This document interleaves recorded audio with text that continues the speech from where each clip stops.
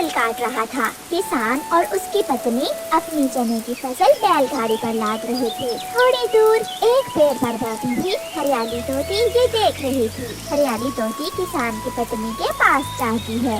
माँ जी, आपने चने की फसल तो काट ली है, तो चनों के दाने जमीन पर गिरे हुए हैं, क्या हम पक्षी वो दाने उठा ले? ये सुनकर किसान की पत्नी हंसने लगती है। हाँ हाँ तोती, सुंदर तोती, जो भी दाना नीचे गिरा पड़ा है वो आप उठा कर ले जाए। मैं अभी अपने दोस्तों को साथ लेकर आती हूँ। फिर हरियाली तोती भागी भागी जंगल जाती है। हरियाली तोती शोर मचा रही थी, वो बहुत खुश थी। लूसी, लूसी, चिड़िया यहाँ आओ, बाहर निकलो, दाना मिल गया, मैंने दाने की खोज कर ली है। हरियाली की आवाज सुनकर छोटी चिड़िया भी अपने घर से निकलती है। लूसी कबूतरी भी आ गई थी। चिड़िया, चिड़िया, आज मैं बहुत खुश हूँ। किसान ने अपने चने की फसल काट ली है और मैंने देखा किसान के खेत में ढेर सारे चनों के दाने गिरे पड़े हैं। वो दाना हम खा सकते हैं और बारिशों के लिए जमा भी कर सकते हैं। अगर किसान ने बंदूक चला दी तो फिर क्या होगा? या फिर इंसान पत्थर भी मार सकता है। कोई चिंता नहीं है, मैंने किसान की पत्नी से पूछ लिया है। उसने कहा है कि हम नीचे गिरा सारा दाना उठा सकते हैं। तो फिर मैं अपने घर से टोकरी लेकर आती हूँ। सब अपने अपने थैले और टोकरियाँ ले लेते हैं, फिर एक साथ दाना लेने जाते हैं। मम्मा, ये टोकरी लेकर आप कहाँ जा रही हैं? गुड़िया बेटी, किसान ने अपने चनों की फसल काट ली है, हम सब पक्षी किसान के खेत से दाना लेने जा रहे हैं।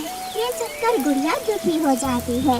मम्मा, पापा को इंसान ने ही पत्थर मार मार के मारा था और आप फिर से इंसानों के खेत में जा रही हैं। गुड़िया बेटी, जिंदा रहने के लिए हम पक्षियों को ही सब करना होता है, खतरा मोल लेना पड़ता है। मगर आप चिंता न करो, किसान के खेत में कोई खतरा नहीं है। मम्मा, जल्दी आना। फिर मम्मा चिड़िया अपनी टोकरी लेकर घर से निकलती है। हरियाली तोती जोरों से गोरी कवि और कालू कवि के दरवाजे पर दस्तक दे रही थी। हरियाली, आहिस्ता आहिस्ता, क्या तोड़ ही दोगी दरवाजे को? गोरी बहन, जल्दी से दाना डालने के लिए कोई थैली ले लो और बरगद के पेड़ पर आ जाओ, सब दाना लेने जा रहे हैं। क्या दाना मिल गया है हरियाली? हाँ, आप जल्दी आ जाओ। गोरी घर जाती है। कालू, सब दाना लेने जा रहे हैं, मैं भी उनके साथ जा रही हूँ। जाओ और जगह देखो, जब सारे पक्षी घरों को आ जाएंगे तो मैं बाद में जाकर सारा ही दाना उठा लाऊंगा। जगह देखने ही तो जा रही हूँ। अच्छा, अब मैं जाती हूँ, सब इंतजार कर रही होंगे मेरा। चिड़िया अपनी टोकरी, लूसी कबूतरी अपना थैला, हरियाली के पास एक बर्तन था और उधर से गोरी कवि भी एक बाल्टी लेकर वहाँ पहुँच जाती है। सॉरी सॉरी सहेलियों, मैं कालू जी को लंच देने लग गई थी। गोरी बहन जल्दी चले, हमें शाम से पहले पहले बच्चों के पास वापस भी आना है। चिड़िया, मैं कोई बिजली पर तो चलती नहीं हूँ जो इतना तेज उड़ लूंगी, तुम्हारे साथ ही जाऊंगी, तुम चिंता न करो। फिर वहाँ सब सहेलियाँ उड़ती हैं, तो सारी सहेलियाँ किसान के चनों के खेत में पहुँच जाती हैं। हरियाली, यहाँ तो दाना नहीं है, क्या तुमने हम सब से झूठ बोला है? वो से देखो नीचे, मट्टी में बहुत सारे चनों के दाने गिरे हुए हैं। फिर चिड़िया, कबूतरी और हरियाली तोती मट्टी से दाने ढूंढ ढूंढ कर अपनी अपनी टोकरियों में रखने लगती हैं। मगर गोरी कवि घूर घूर कर उन्हें देख रही थी। बांदरी कहीं की शोर तो ऐसे मचा रखा था जैसे कोई बड़ा खजाना मिल गया हो, जैसे इसके किसान मामी ने पूरा खेत ही इसके नाम लगवा दिया हो। खोदा पहाड़, निकला चूहा और वो भी मरा हुआ। सब दाना ढूंढ रही थी मगर गोरी कवि तो बैठी बड़बड़ा रही थी और हरियाली को बुरा भला कहे जा रही थी। फिर गोरी कवि की नजर थोड़ी दूर किसान के मकई के खेत पर जाती है। चिड़िया चिड़िया, वो देखो सामने, किसान के मकई के खेत में भी फसल तैयार है, चलो हम सब वहाँ जाते हैं। नाना गोरी, वहाँ जाएंगे तो किसान पत्थर मारेगा, इस खेत की फसल तो किसान ने उठा ली है। ये भिखारियों की तरह तुम ही जमीन में अपनी चोंचे मारो, मैं तो चली। गोरी कवि उड़ती है और किसान के खेत से जाकर मकई के 2-3 भुट्टे तोड़कर अपनी बाल्टी में डाल लेती है। वो हम सबको मरवाएगी। मैंने किसान की पत्नी से इन चनों के खेत से दाना उठाने की अनुमति ली थी और ये गोरी किसान का मकई का खेत खराब कर रही है। गोरी कभी तो भुट्टे लेकर चली जाती है, मगर चिड़िया, कबूतरी और तोती शाम तक अपनी अपनी टोकरियाँ और थैलियाँ चनों के दानों से भर लेती हैं और शाम के वो सारी सहेलियाँ घर लौट जाती हैं। गुड़िया बेटी, आज तो मैं बहुत थक गई हूँ। मेरी चोंच में भी बत्ती चली गई है।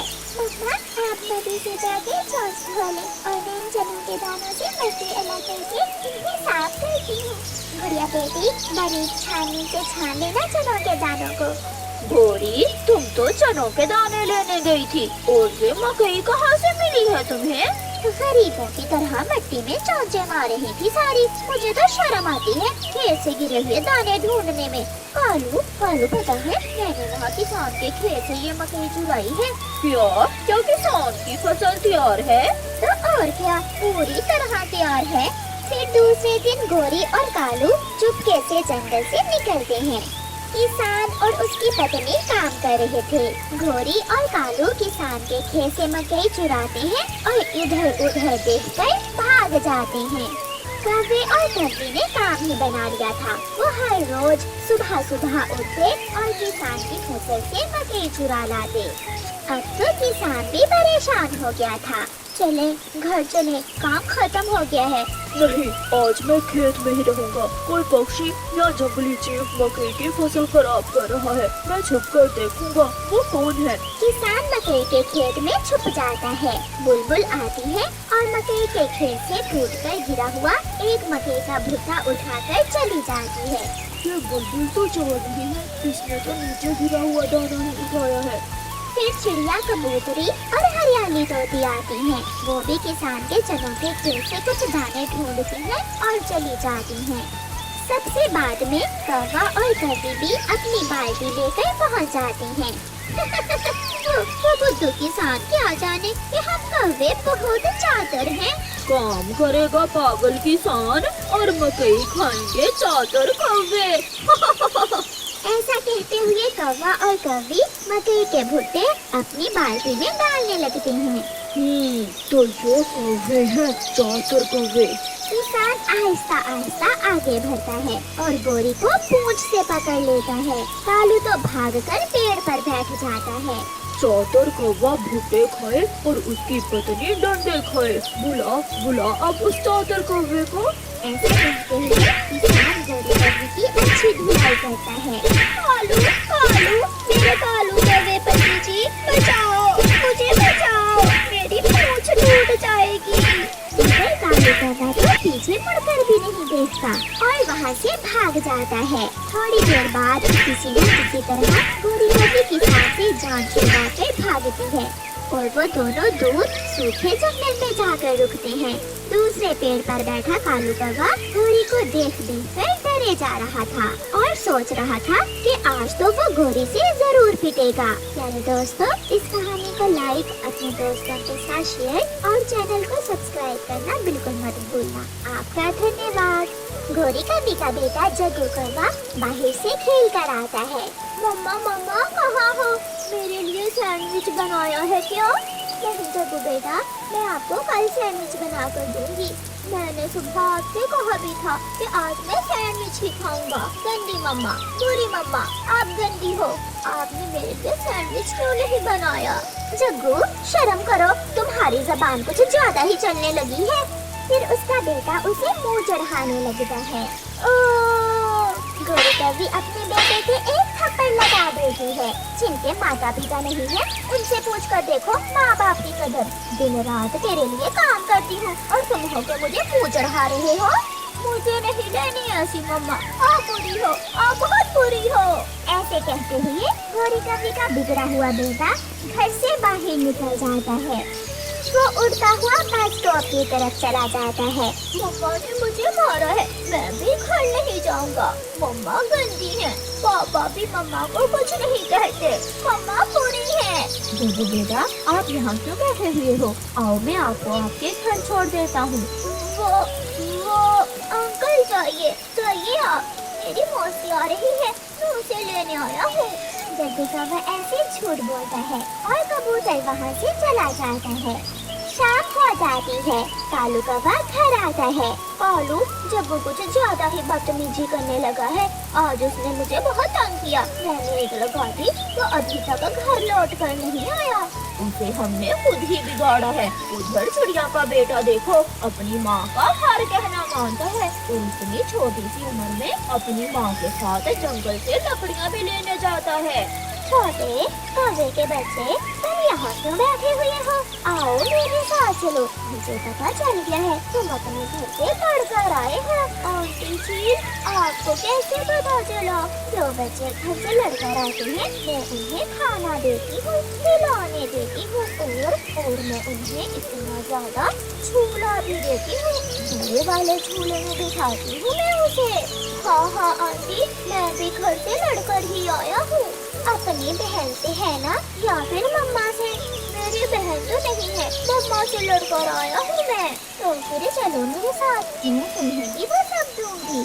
दुष्ट चील जग्गू कौवे को अपने साथ ले जाती है।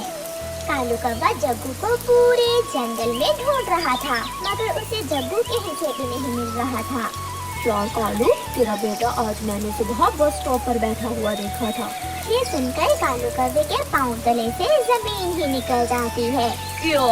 ये तुम क्या कह रहे हो कबूतर? यार, वो तो घर से अपनी माँ से लड़कर आया था। मैंने उसे कहा था तो चलो मैं तुम्हें घर छोड़ दूँ, मगर उसने मुझसे कहा कि वो अपनी मौसी को लेने आया है वहाँ। फिर कालू कौवा जल्दी से घर जाता है। गोरी, जग्गू भाग गया। जग्गू घर से भाग गया है। क्या? तुम्हें किसने बताया है कालू? कबूतर ने बताया है कि जग्गू बस स्टॉप पर बैठा हुआ था। मेरी किस्मत ही खराब है। अगर मुझे पहले पता होता तो मैं ना मारती उसे। क्यों मारा मैंने उसे? गंदगी ही तो कहा था मेरे जग्गू ने मुझे। भूल हो गई, मुझसे भूल हो गई। गोरी कौवी ऐसे खुद को दोषी कहने लगती है और रोने लगती है। रात हो गई थी, इसलिए उस समय जग्गू के मम्मा और पापा जग्गू को ढूंढने कहाँ जाते, इसलिए वो घर में ही बैठ के रात के गुजरने का इंतजार करने लगते हैं। ये बर्तन अच्छे से साफ करो, अगर मुझे इन पर थोड़ी सी भी गंदगी नजर आई तो डंडे से मारूंगी मैं तुझे। आंटी, मुझे छोड़ दे, मेरे पाँव से ये रस्सी खोल दे। मुझे घर जाना है, मुझे अपनी मम्मा के पास जाना है। अच्छा, तू तो कहता था कि मम्मा गंदी है, मम्मा बहुत बुरी है। घर से भागकर आने वाले बच्चों का यही हाल होता है। ऐसे कहते हुए चील 2 डंडे जग्गू के पंख पर लगाती है और जग्गू जल्दी बर्तन धोने लगता है। सुबह हो जाती है। कालू और गोरी अपने बेटे की खोज में बस स्टॉप पर आते हैं। तोते, मेरा जग्गू घर से भाग गया है। कल उसे देखा था यहाँ, क्या तुमने? कल एक छोटा सा कौवा किसी चील पक्षी से बातें कर रहा था यहाँ। चील पक्षी? हाँ, एक बुढ़ी चील यहाँ कभी कभी आती है। कालू, कहीं वो बुढ़ी चील ही मेरे जग्गू को ना ले गई। जंगल के इस स्टॉप पर पहाड़ों वाले जंगल से ही ऑटो आया करते थे। कौवा और गोरी कौवी एक ऑटो में बैठकर पहाड़ों वाले जंगल की तरफ जाते हैं। मम्मा मुझे बचा ले, पापा मुझे बचा ले, ये चील मुझे मार देगी। इसने मुझे कल से खाना भी नहीं दिया। चील जग्गू कौवे से अपने सारे काम करवाती और उसे खाने को भी कुछ न देती थी। जग्गू कौवे को अपनी माँ की बहुत याद आ रही थी। वो बर्तन धोता, चाय बनाता और सारा दिन दूसरे काम करता था। कालू कौवा और गोरी कौवी भी थक हार कर शाम के अपने घर वापस आ जाते हैं। उन्हें कहीं से भी अपना जग्गू नहीं मिलता। न जाने मेरा बेटा किस हाल में होगा। पता नहीं, हमारा बेटा जिंदा भी होगा या फिर उस चील ने उसे मार ही दिया होगा। बड़ी बहन, ये कौवा मुझे बस स्टॉप से मिला था, तुम इसे अपने साथ ले जाओ, ये तुम्हारे घर के सारे काम करेगा।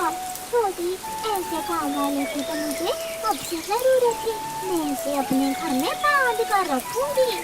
फिर दूसरे दिन चील की बहन जग्गू कौवे को साथ लेकर अपने जंगल जाने के लिए ऑटो में बैठती है। अगर शोर किया तो मैं तुम्हें जान से मार दूंगी। चुपचाप मेरे साथ बैठे रहो। ठीक है, कहाँ जाना है आपको? सागर वाले जंगल जाना है मुझे चाचा छमछम। चाचा छमछम अपना ऑटो चलाता है। ये कौवा आपका क्या लगता है चील जी? अंकल, चील जग्गू के मुंह पर हाथ रख लेती है। ये मेरी सहेली का बेटा है, इसकी माँ इसे बहुत मारती थी, इसलिए मैं इसे 2-4 दिन के लिए अपने पास लेकर जा रही हूँ। जैसे ही बड़ी चील जग्गू को लेकर ऑटो से उतरती है, रानो चिड़िया उसे देख लेती है। ये तो जग्गू है, गोरी और कालू इसे कल से ढूंढ रहे हैं और ये चील इसे कहाँ लेकर जा रही है। चिड़िया वहाँ जाती है। रुको रुको बुढ़ी चील, ये बच्चा मुझे दे दो। बच्चा? वो क्यों चिड़िया? आंटी चिड़िया मुझे बचा ले। चुप कर जा, मैं दे दूंगी तुझे खिलौना भी। क्यों रोए जा रहे हो? तुम किडनैपर चील हो, मुझे सब मालूम है। ये बच्चा मेरे पड़ोसी कौवों का है। चिड़िया शोर मचाती है। बच्चे पकड़ने वाली चील, बच्चे पकड़ने वाली चील, कोई हमारी मदद करो। ये देखकर चील जग्गू को छोड़कर वहाँ से भाग जाती है। चलो बेटा, मेरे साथ चलो। फिर चिड़िया जग्गू को दूसरे ऑटो में बिठाकर वापस उसके घर ले आती है। अपने बेटे को सुरक्षित देखकर कौवा और कौवी बहुत खुश होते हैं। मम्मा पापा मुझे माफ कर दे, मैंने बाहर की दुनिया नहीं देखी थी। अब देखी तो मालूम हुआ कि मम्मा पापा के बिना हम छोटे पक्षी जिंदा नहीं रह सकते। मम्मा आप बहुत अच्छी हो, पापा आप भी। गोरी बहन, अब मैं जाती हूँ। कौवा और कौवी चिड़िया का धन्यवाद बोलते हैं और चिड़िया वहाँ से चली जाती है। जग्गू बेटा, फिर कभी अपनी मम्मा को छोड़कर न जाना। मम्मा आपने तो एक थप्पड़ मारा था, वो छोटी चील तो मुझे डंडे से मारा करती थी। मैं तो कभी भी घर छोड़कर नहीं जाऊंगा और हमेशा अपनी मम्मा और पापा का ख्याल रखूंगा। ऐसे जग्गू का बेटा सबक मिलता है और वो एक अच्छा कौवा बन जाता है। प्यारे दोस्तों, छोटे पक्षियों के लिए घर ही सुरक्षित जगह है, बाहर की दुनिया बहुत जालिम है। और प्यारे दोस्तों, इस कहानी को लाइक, अपने दोस्तों के साथ शेयर और चैनल को सब्सक्राइब करना बिल्कुल मत भूलना। आपका धन्यवाद।